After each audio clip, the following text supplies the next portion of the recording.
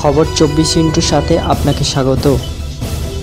নতুন নতুন খবর জানার জন্য আমাদের চ্যানেলে চোখ রাখুন। নমস্কার দর্শক বন্ধুরা, খবর 24 সাথে আপনাকে স্বাগত। নিজেদের প্রেম নিয়ে জনসমক্ষে কখনোই মুখ খোলেননি বিজয় বা রশ্মিকা কেউই, তবে তাদের চর্চিত প্রেমের সম্পর্ক নিয়ে অনুরাগীদের উৎসাহ এবং কৌতূহলে ভাঁটা পড়েনি। গীত গোবিন্দন ছবির সেটে প্রথম বন্ধুত্ব, তারপর ডিয়ার কমরেডের সেটে নাকি একই অমরের প্রেমে পড়েন তারা। পরস্পরকে পরিবার এবং বন্ধুদের সঙ্গেও একাধিকবার দেখা গিয়েছে বিজয় এবং রশ্মিকাকে।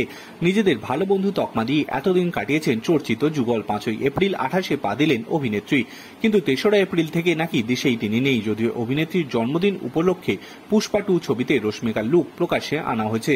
গতবার পুষ্পাতে শ্রীবল্লভীর যে সাদামাটা লুকে দেখা গিয়েছিল তাকে, তার থেকে এবার যেন বিপরীত।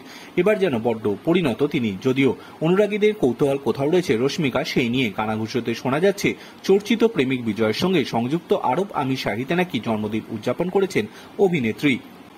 গত বছর থেকেই গুঞ্জন শোনা যাচ্ছিল 2024-এ নাকি বাগদান সারবেন তারা। যদিও এই ধরনের গুজব বরাবরই উড়িয়ে দিয়ে এসেছেন বিজয়।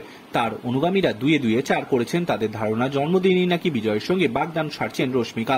যদিও এই প্রসঙ্গে এখনো পর্যন্ত কোনো উচ্চবাচ্য শোনা যায়নি তাদের তরফে। সূত্রের খবর, আপাতত বিজয় রশ্মিকা দুবাইয়ের ইয়াস দ্বীপে অন্তর্তার রিসর্টে ছুটি কাটাচ্ছেন। ব্যুরো রিপোর্ট, খবর 24/7।